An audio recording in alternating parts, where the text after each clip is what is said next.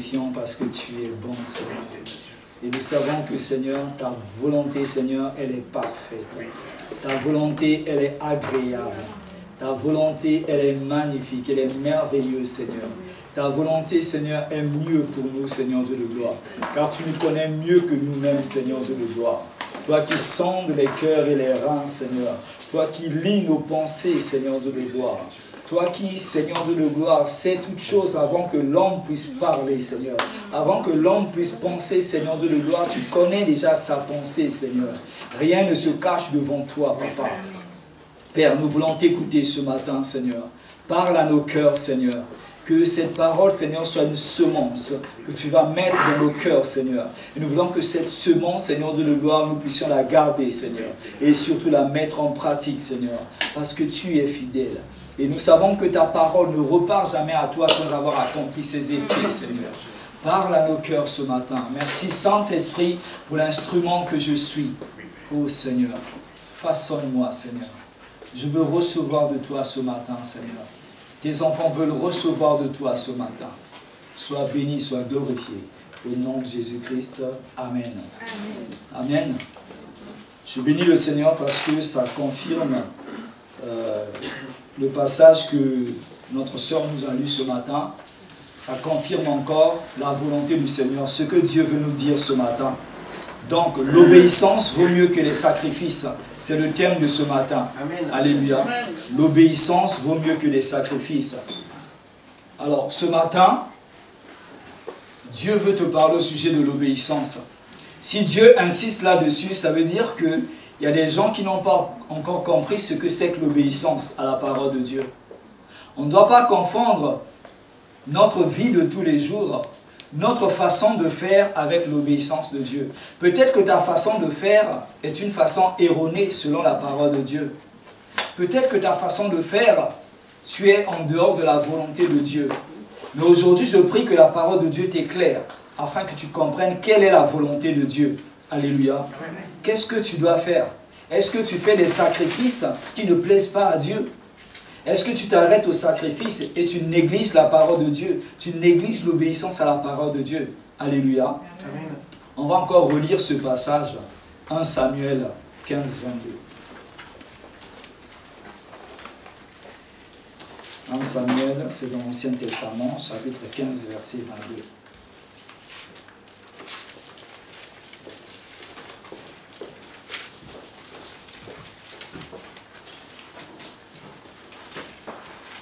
Samuel dit, « L'Éternel trouve-t-il du plaisir dans les holocaustes et les sacrifices, comme dans l'obéissance à la voix de l'Éternel?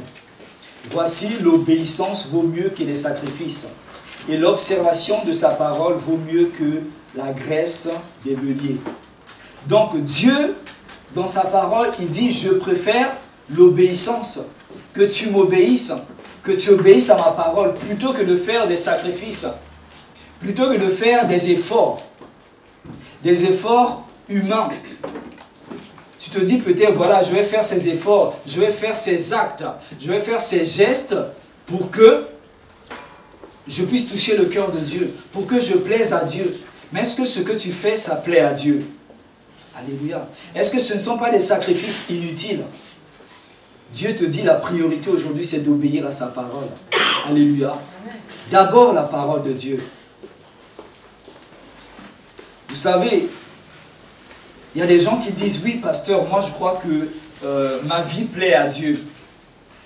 Mais qu'est-ce qui te fait croire que, même si tu te dis chrétien ou chrétienne, même si les gens t'appellent enfant de Dieu, qu'est-ce qui fait la différence entre toi qui sers Dieu, ou toi qui viens à l'église, ou toi qui lis la parole de Dieu, ou toi qui crois en Dieu, et les païens? Est-ce qu'il y a une différence entre toi et le monde, entre toi et ces personnes? Alléluia. Tu vas dire, oui, pasteur, je crois en Dieu. Et cela me suffit. Alléluia. Croire en Dieu ne suffit pas, bien-aimé. Je vais peut-être décevoir certaines personnes ce matin, mais croire en Dieu ne suffit pas. Alléluia. On va lire encore un verset dans Jacques 2, 14. Jacques chapitre 2, verset 14. 14 à 20.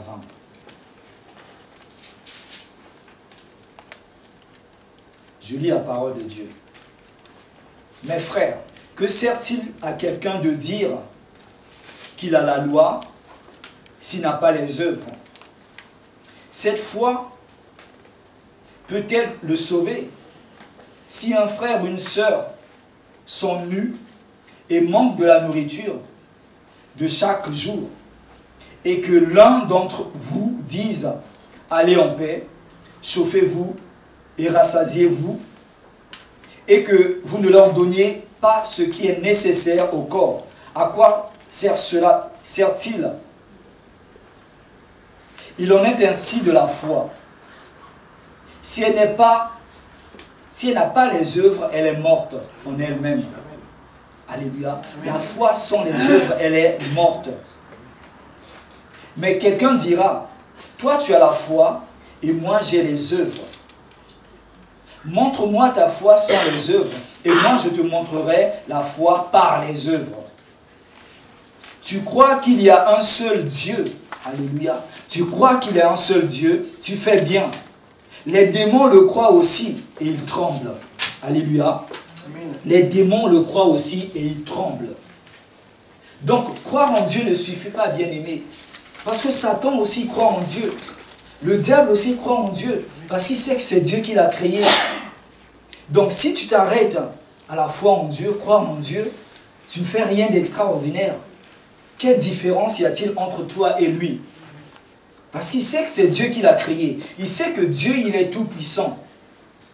Donc, croire en Dieu ne suffit pas. Alléluia. Tu peux encore te dire, donc, la Bible nous dit que ne pas seulement croire, mais associer la foi aux œuvres. Quelles sont les œuvres que Dieu te demande de faire? Alléluia. D'abord, les bonnes œuvres auxquelles Dieu nous a appelés. Prendre soin des autres, les visites, le soutien moral, spirituel. Alléluia. Mais en faisant ces choses, nous obéissons à la parole de Dieu. En faisant ces choses, nous mettons en pratique la parole de Dieu. Donc c'est à cela que Dieu t'attend. Les œuvres, l'acte que tu dois associer à ta foi, c'est mettre en pratique la parole de Dieu. Il y a des gens qui connaissent la Bible de A à Z, de la Genèse jusqu'à l'Apocalypse. Mais quand on regarde leur vie, ils ne mettent pas en pratique la parole de Dieu. Et ça ne sert à rien. C'est pour ça que le Seigneur disait dans sa parole, plusieurs me diront, Seigneur, Seigneur, nous avons fait telle chose en ton nom. Il dira, je ne vous ai jamais connu. Parce que Dieu connaît ceux qui font sa volonté. Dieu connaît ses enfants, ses disciples. Quand on est enfant de Dieu, on fait la volonté de Dieu. Alléluia. Amen. On ne peut pas être enfant de Dieu et ne pas faire la volonté de Dieu. Amen. Donc, peut-être qu'aujourd'hui, tu faisais tes efforts pour pouvoir plaire à Dieu. Tu faisais des sacrifices. Peut-être que venir à l'église, c'est un sacrifice pour toi. Parce que tu dois surmonter la fatigue. Tu dois surmonter la lourdeur qui est en toi. C'est un combat pour toi. Combattre la chair pour pouvoir te lever et venir à l'église. C'est peut-être un sacrifice pour toi. Alléluia. Alors que tu pouvais faire autre chose. Mais Dieu te dit, ça ne suffit pas. Parce que ta présence à l'église, ça ne suffit pas. Il faut aller encore plus loin. Alléluia. Donc, associer la foi aux œuvres, c'est produire du fruit. Dieu veut voir les fruits dans ta vie. Alléluia. Il faut produire du fruit. C'est à ça qu'on va reconnaître que tu es un véritable enfant de Dieu. C'est à cela qu'on fera la différence entre quelqu'un qui sert Dieu et quelqu'un qui ne sert pas Dieu. Entre un païen et un chrétien. Aujourd'hui, nous avons beaucoup de chrétiens de nom. Dieu veut que nous puissions porter des fruits. Et le fruit, quand on regarde un arbre, ce qui différencie un arbre à un autre, c'est le fruit qu'il porte. On peut arriver là, on voit que des feuilles. On ne saura pas quel est cet arbre. Mais quand on voit des fruits sur un arbre, on peut dire que ça c'est tel arbre. On peut donner un nom à cet arbre. Parce qu'on voit des fruits. Les fruits c'est quelque chose de visible. Donc ce que tu dois produire dans ta vie, ça doit être visible autour de toi. Amen, amen. Pour que les gens sachent que tu es différent des autres. Pour que les gens sachent que tu es enfant de Dieu. S'il n'y a pas cette différence, tu perds ton temps, bien-aimé. Moi, en tout cas, je ne veux pas perdre mon temps quand je viens à l'église. Tout ce que je fais dans la maison de Dieu, je ne veux pas que le Seigneur me dise un jour, je ne t'ai jamais connu. C'est un investissement dans le royaume de Dieu. Amen, amen. Je travaille pour mon salut. Amen. Je traite durement mon corps, comme disait l'apôtre Paul. Nous ne devons pas perdre notre temps, bien-aimés. À chaque fois, nous devons faire un bilan de notre vie. Nous devons examiner notre marche avec le Seigneur. Où j'en suis? Est-ce que je suis dans la volonté de Dieu? Est-ce que je fais des efforts ou des sacrifices qui sont inutiles? Est-ce que je perds mon temps? On ne doit pas perdre du temps, bien-aimés. La Bible dit, rachetez le temps. On est dans les derniers temps, bien-aimés. On doit courir. On ne doit plus marcher. Parce que les signes des derniers temps que Christ nous a parlé, dont Christ nous a parlé, on les voit aujourd'hui. Le Seigneur revient bientôt. On ne doit plus marcher, on ne doit plus perdre du temps. On doit courir, bien-aimés. Hâtez les pas. Parce que l'heure est grave. Alléluia. Amen. Tu es un arbre. La Bible dit, pour les chrétiens qui prospèrent, la Bible nous compare à un arbre qui est planté près d'un courant d'eau. Donc psaume 1. Alléluia. Tu es planté près d'un courant d'eau. Ça veut dire que c'est Dieu qui t'alimente. Quand tu es greffé à Dieu, tu te soumets à la parole de Dieu. C'est la parole de Dieu qui te permet de vivre. C'est la parole de Dieu qui nourrit ton esprit. C'est la parole de Dieu qui te permet de te maintenir sur le droit chemin. Jésus dit, je suis le chemin. Si tu es en dehors du chemin, tu n'es pas en Christ. Quand on est en Christ, on est enfant de Dieu, on est sur le chemin. Amen. Et sur le chemin, on marche, il y a des règles. Alléluia. C'est comme sur la route ici. Il y a un code de la route. Quand tu conduis ta voiture, il y a le règlement que tu dois respecter. Et nous aussi, dans la vie chrétienne, il y a une marche à avoir. Il y a une conduite à tenir. Alléluia. Amen. Ne perds pas ton temps, bien-aimé. Tu es un arbre dans la maison de Dieu. Mais est-ce que tu portes des fruits? Est-ce que tu es utile dans la maison de Dieu? Alléluia. Matthieu 7, 17. Matthieu chapitre 7, versets 17 à 19.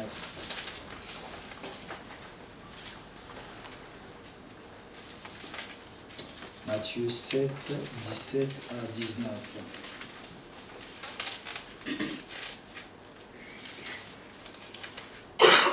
Tout bon arbre porte de bons fruits. Quand tu es un bon chrétien, tu dois porter de bons fruits. Alléluia. Mais le mauvais arbre porte de mauvais fruits. Quand tu vois quelqu'un qui se dit chrétien, de nom, qui fréquente l'église, mais quand on voit sa vie, son comportement, sa façon de parler, qui est contraire à la parole de Dieu, ça c'est un arbre qui porte de mauvais fruits. Alléluia. Amen. Un enfant de Dieu, quand il parle, on sait que c'est un enfant de Dieu. Quand il marche, on sait que c'est un enfant de Dieu. Quand il s'habille, on sait que c'est un enfant de Dieu. Quand il marche, quand il fait les choses, il les fait selon la parole de Dieu. Alléluia. Amen. Verset 18. Un bon arbre ne peut porter de mauvais fruits, ou un mauvais arbre porter de bons fruits. Tout arbre qui ne porte pas de bons fruits est coupé et jeté au feu. Est coupé et jeté au feu. Le feu dont on parle ici, c'est l'enfer, bien-aimé. Alléluia. Jésus, quand il a vu ce figuier, n'avait pas de fruits, il a maudit ce figuier. Alléluia. L'enfer, c'est une malédiction. Donc si nous ne portons pas de fruits, si nous ne nous soumettons pas à la parole de Dieu, si nous n'obéissons pas à la parole de Dieu, c'est l'enfer. On ne sert à rien dans la maison de Dieu. On ressemble à un arbre qui est inutile, qui occupe de la place inutilement. Et que Dieu, le jour du jugement, va couper et jeter au feu. Alléluia. On doit s'examiner, bien-aimés. La parole de Dieu n'est pas compliquée à pratiquer. C'est parce qu'on veut faire des sacrifices, on veut faire des efforts humains. Mais c'est par la grâce de Dieu que nous pouvons faire ces choses. Amen, amen. Vous n'êtes pas différent des pasteurs, bien-aimés. Demandez-vous, mais comment se fait-il que les pasteurs arrivent à mettre en pratique cette parole? Pourquoi pas moi? Quand nous regardons même les chrétiens d'aujourd'hui, à comparer les autres chrétiens qui ont arrêté le soleil dans leur course, qui ont fait des miracles, mais c'est le même Dieu qui n'a pas changé. Amen, amen. Alléluia. Ils étaient humains comme nous, mais c'est la grâce de Dieu. Parce que nous voulons limiter Dieu dans notre intelligence, dans notre façon de voir les choses. Nous ne mettons pas en pratique la parole de Dieu, bien-aimé. Aujourd'hui, l'Église a honte. Aujourd'hui, l'Église se cache. Aujourd'hui, pourquoi le monde, quand il y a des événements, il y a telle ou telle chose qui se passe, on ne consulte même pas l'église. À l'époque, même les autorités consultaient l'Éternel. Ils attendaient de connaître quelle était la pensée de l'Éternel. Ce qui fait que c'est Dieu qui établissait des rois. Il parlait à travers un prophète. Et quand un prophète rentrait dans la ville, les gens tremblaient. Ils avaient peur. Ils disaient, mais est-ce qu'il vient, il nous apporte un jugement de la part de Dieu ou une bonne nouvelle? Parce qu'ils savaient que quand Dieu parle, ça se confirme. Mais aujourd'hui, l'Église se cache. Aujourd'hui, l'Église ne vit pas pleinement la puissance que Jésus nous a laissée par le Saint-Esprit. C'est le Saint-Esprit qui va t'aider à mettre en pratique la parole de Dieu, à obéir à la parole de Dieu. Mais c'est en chacun de nous, bien-aimés. Nous sommes des flammes, bien-aimés. Alléluia. Amen. Mais quand nous nous réunissons, nous constituons un feu dévorant. Alléluia. Nous sommes plus puissants. Et aujourd'hui, dans le monde, on ne voit pas l'Église. Il n'y a même pas l'Église n'est pas représentée dans la politique, dans la société. Alléluia. On voit le diable répandre ses idéologies partout.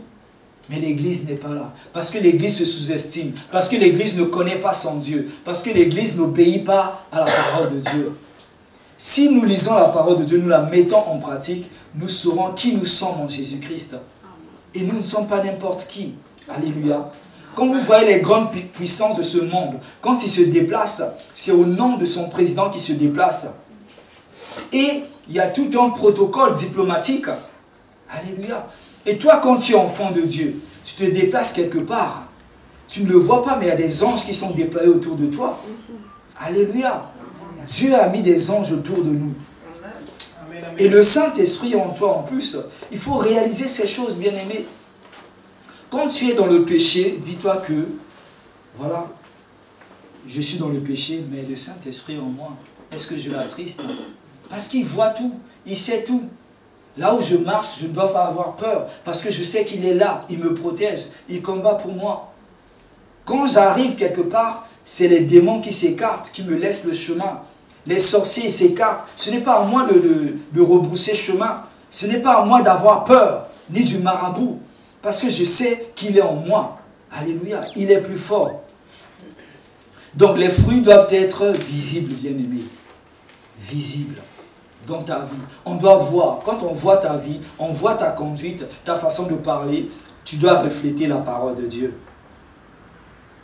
Ne fais pas des sacrifices seulement. C'est vrai que c'est un effort de venir dans la maison de Dieu. Mais obéis à la parole de Dieu. Alléluia. Amen, amen. 1 Jean 5, 3. 1 Jean 5, 3.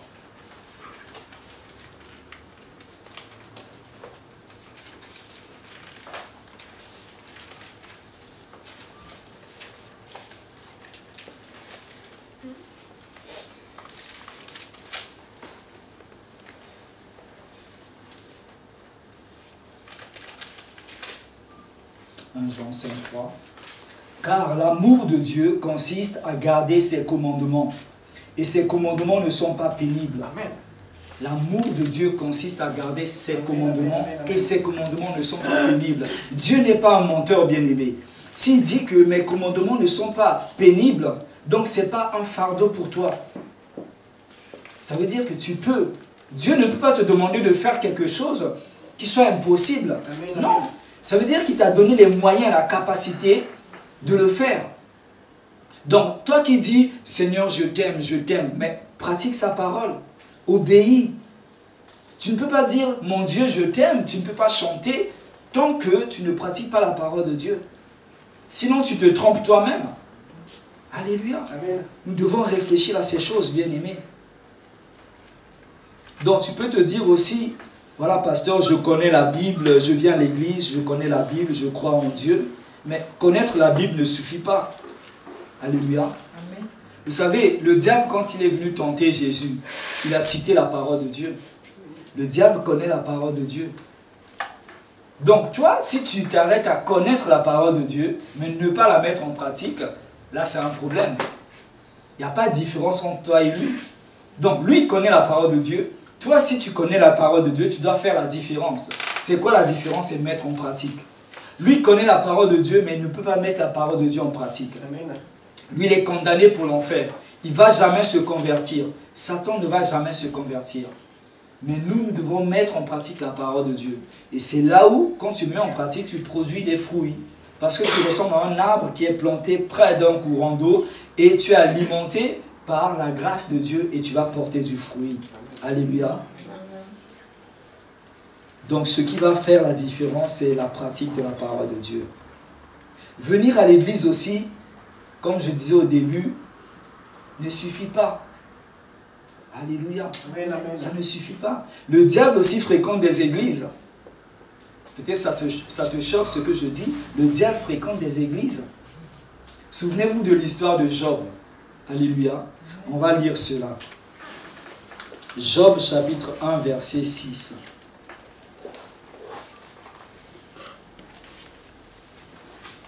Avant les psaumes. Hein? Job 1, 6.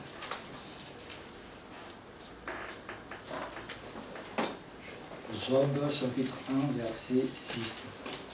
Or, les fils de Dieu vinrent un jour se présenter devant l'Éternel. Donc ça veut dire les fils de Dieu sont venus se présenter devant Dieu dans le ciel. Hein?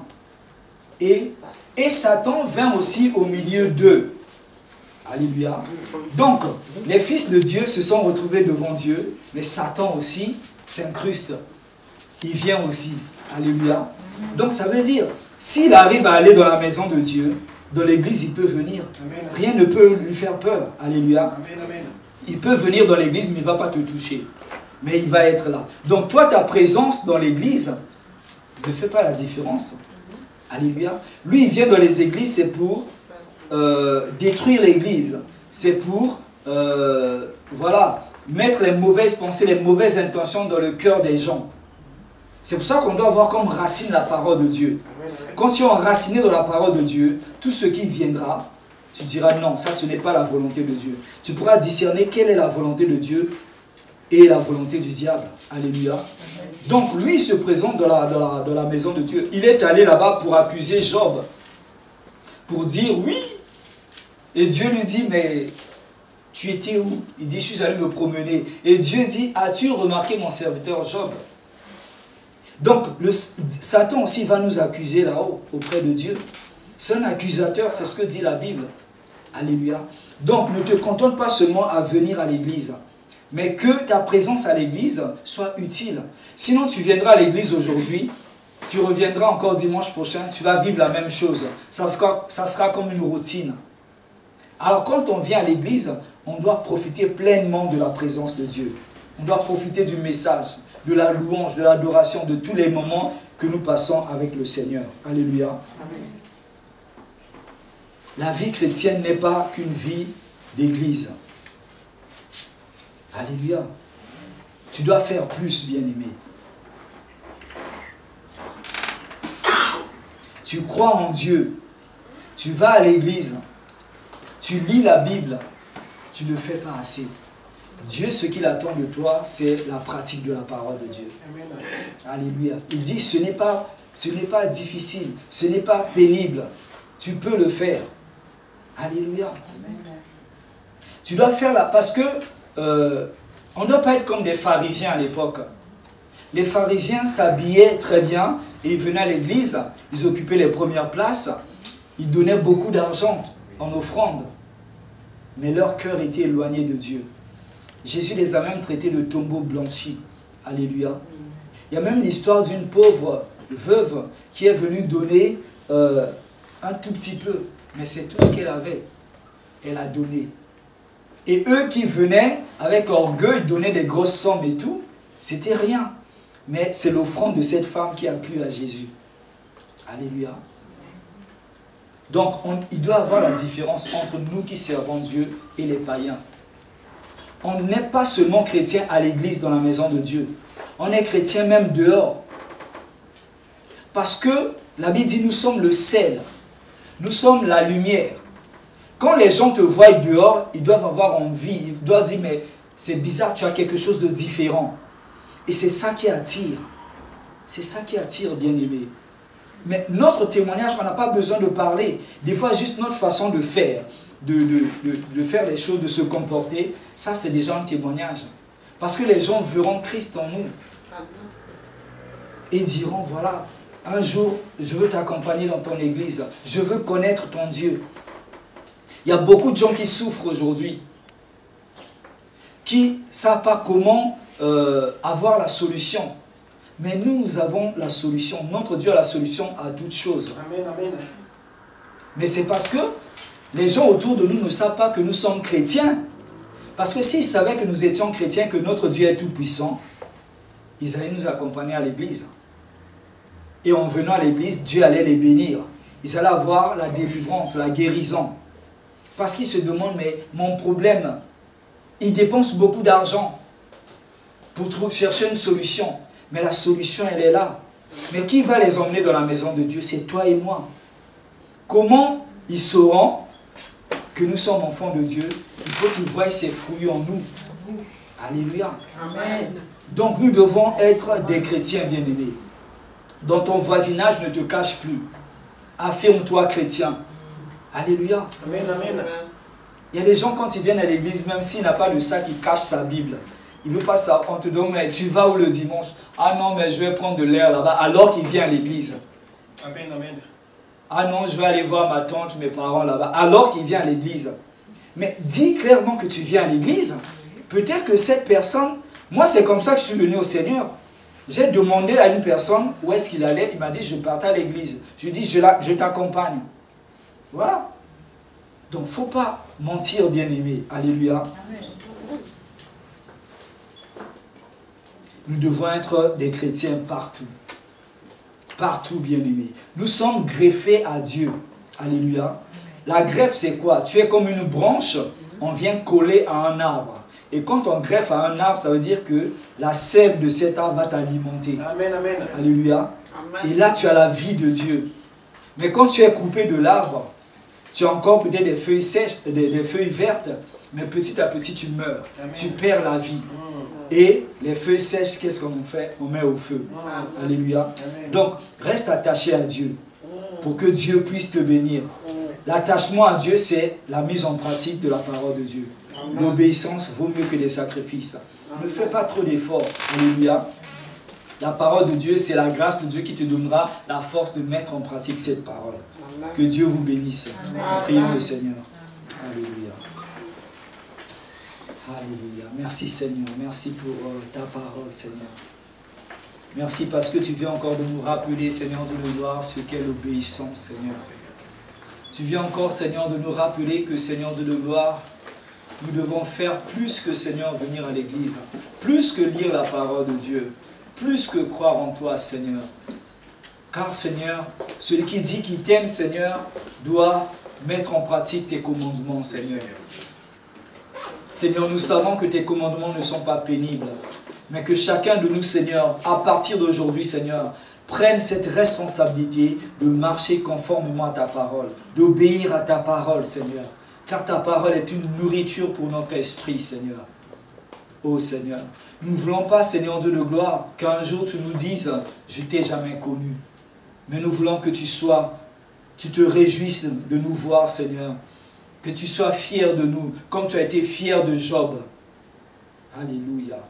Oh Père, je te rends grâce. Laisse que cette parole reste gravée dans nos cœurs. Et je prie que chaque personne mette cette parole en pratique, Seigneur. Que nous ne puissions pas nous arrêter à écouter, Seigneur, mais à mettre cette parole en pratique, afin que nous soyons bénis, Seigneur. Que ton nom soit glorifié, exalté, au nom puissant de Jésus-Christ. Amen. Que Dieu vous bénisse.